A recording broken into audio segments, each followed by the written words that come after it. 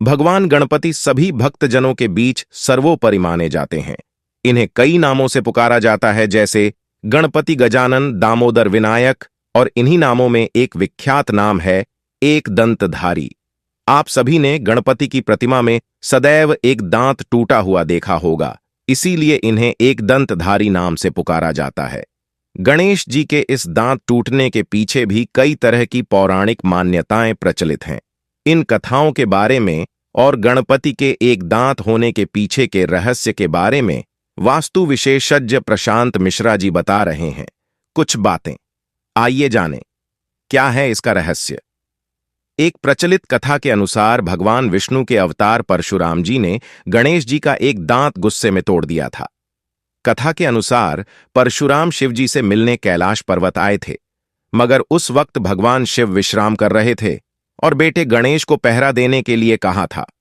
भगवान गणेश ने पिता की आज्ञा का पालन किया और परशुराम को शिव जी से मिलने से रोक दिया। इससे क्रोधित होकर परशुराम ने अपने फरसे से गणेश जी का दांत काट दिया था।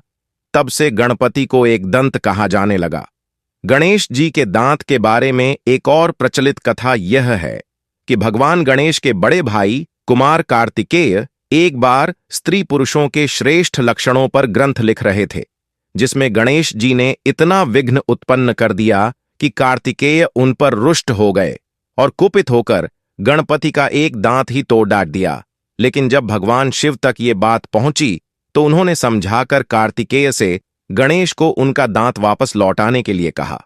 कार्तिकेय ने शिव जी की बात तो मान ली, साथ ही गणपति को यह अभिशाप भी दिया कि गणेश जी को अपना टूटा दांत हमेशा अपने साथ ही रखना होगा। अगर वो दांत को अपने से अलग करेंगे तो यही टूटा दांत उन्हें भस्म कर सकता है। तभी से गणपति एक दंत कहलाए। एक इसके पीछे कथा यह है कि जब वेद व्यास जी महाभारत की रचना कर रहे थे तो उसके लेखन के लिए उन्हें किसी कुशल लेखक की आवश्यकता थी, और इसलिए उन्होंने प्रथम पूजनीय गणेश जी को याद किया। ऐसे में गणेश जी से इस शर्त के साथ लेखन के लिए आग्रह किया कि जब वेद व्यास महाभारत का कथावाचन करेंगे तो वह बीच में नहीं रुकेंगे, और गणेश जी को वेद व्यास के बोलने की रफ्तार के अनुसार लिखना होगा, क्योंकि बीच में रुकने से कथा में विघ्न पैदा हो सकता है। गणेश जी ने उनकी बात स्वीकार कर ली और महाभारत का लेखन कार्य शुरू कर दिया। लेकिन बोलने की रफ्तार इतनी ज्यादा थी कि लिखते हुए गणेश जी की कलम ही टूट गई और गणपति ने अपने एक दांत को तो डचकर ही कलम का रूप दे दिया। तभी से गणेश एक दंतधारी बन गए।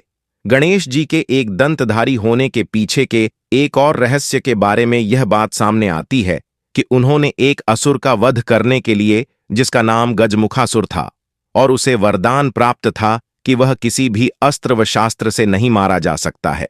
इसलिए गणपति ने जब ये देखा कि असुर अपने कृत्यों से ऋषियों और देवताओं को परेशान कर रहा है, तब उसे मारने के लिए गजानन ने अपने एक दांत को तोड़ डचकर उसका अस्त्र बना दिया और उसका वध कर दिया। तभी से गणपति विसर्जन के दिन आपको शुभ मुहूर्त में ही श्री गणेश को विसर्जित करना चाहिए। इस वर्ष गणपति विसर्जन के लिए 5 शुभ मुहूर्त बताए गए हैं। 17 सितंबर को गणपति विसर्जन के लिए सुबह 9:11 से दोपहर 12:20 तक अच्छा मुहूर्त है। इसके बाद दोपहर 1:50 से शाम 7:50 तक अच्छा मुहूर्त है। सुबह 10 बजे से दोपहर 1 बजे तक भी गणपति विसर्जन किया जा सकता है। आप ब्रह्म मुहूर्त यानी 4:35 से 5:23 तक भी गणपति विसर्जन कर सकते हैं। यदि आप अभिजीत मुहूर्त में विसर्जन करना चाहते हैं तो सुबह 11:50 से दोपहर 12:40 तक कर सकते हैं। इस दिन शाम 4:30 के बाद गणेश जी को विसर्जित न करें, क्योंकि तब तक राहु काल लग जाएगा। आपको बता दें कि जिस तरह गणपति स्थापना से जुड़े कई नियम हैं, वैसे ही गणपति विसर्जन से जुड़े भी कुछ नियम, कायदे और विधियां हैं। हालांकि गणेश जी के विसर्जन में किसी विशेष अनुष्ठान या तैयारियों की आवश्यकता नहीं पड़ती है, मगर कुछ छोटी छोटी धार्मिक रीतियों को जरूर निभाना चाहिए। गणेश जी के साथ विसर्जित करें। ये चीजें गणेश जी को विसर्जित करते वक्त आपको उनके साथ वह सभी चीजें विसर्जित करनी चाहिए जो उन्हें अति प्रिय हैं। पंडित जी बताते हैं, सुपारी, पान, मोदक, दूर्वा, घास और नारियल को गणेश जी के साथ ही विसर्जित कर देना चाहिए। बहुत सारे लोग कलश पर रखा हुआ नारियल फोड़ देते हैं, मगर ऐसा नहीं करना चाहिए, क्योंकि यह नारियल 10 दिनों में सारी नकारात्मक ऊर्जा को अपने में समाहित कर लेता है। इसलिए इसे गणपति के साथ ही विसर्जित कर देना चाहिए। इस तरह करें विसर्जन। वैसे तो किसी भी पवित्र नदी में गणपति विसर्जन को श्रेष्ठ माना गया है, मगर सबके लिए ऐसा कर पाना संभव नहीं है। ऐसे में अगर आप घर पर ही गणपति जी का विसर्जन कर रहे हैं, तो आपको तांबे, लोहे या फिर स्टील के एक बड़े बर्तन में साफ पानी भरना चाहिए और उसमें गंगा जल मिक्स कर लेना चाहिए। इसके बाद आप श्री गणेश का विसर्जन कर सकते हैं। श्री गणेश का विसर्जन करते वक्त प्रतिमा को आहिस्ता आहिस्ता पानी में प्रवेश कराएं। इस दौरान आप श्री गणेश के मंत्रों का जाप भी कर सकते हैं। विसर्जन के बाद न भूलें, ये काम घर पर जब आप प्रतिमा का विसर्जन कर लें तो मिट्टी के पानी में घुल जाने के बाद आपको वह पानी घर पर रखें, गमलों में डाल देना चाहिए। इस तरह से श्री गणेश किसी न किसी स्वरूप में साल भर आपके साथ आपके घर में ही रहते हैं। इस पानी को अगर आप किसी नहर या नदी में प्रवाहित करना चाहते हैं तो ध्यान रखें कि वह नहर और नदी किस नाले से न जुड़ रही हो। गणपति विसर्जन से जुड़ी इन बातों का विशेष ध्यान रखें और इस वीडियो को शेयर एवं लाइक जरूर करें। भगवान गणेश के को हमारे घरों में आए कुछ दिन हो गए हैं और अब उनके लौटने का समय भी हो गया है। गणेश चतुर्थी पर वे हर साल जितनी धूमधाम से आते हैं, उतनी ही खुशी से उनको विदा किया जाता है, ताकि वह हर बार हमारे जीवन में खुशहाली भरे कदम रख सकें। भगवान गणेश की स्थापना के बाद 10 दिनों तक चलने वाले पूजा पाठ कार्यक्रमों के बाद वक्त आता है उनके विसर्जन का। देश भर के लोग गणेश विसर्जन के लिए बहती हुई नदियां, तालाब की ओर निकल पड़ते हैं। ऐसे में इन दिनों काफी भीड़ जमा होती है।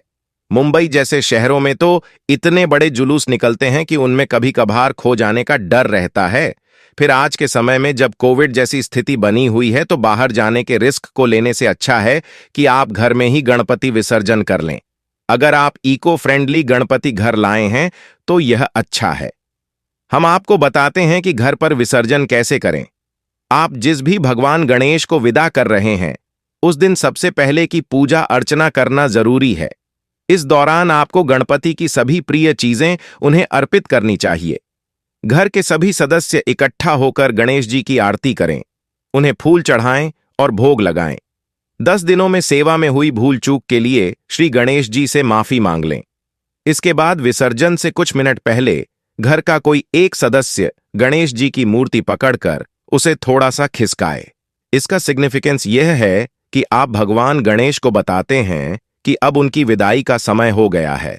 इको फ्रेंडली गणेश का ऐसे करें। विसर्जन पूजा विधि करने के बाद एक छोटे और साफ लाल कपड़े में थोड़ी सी दाल और चावल बांध लें।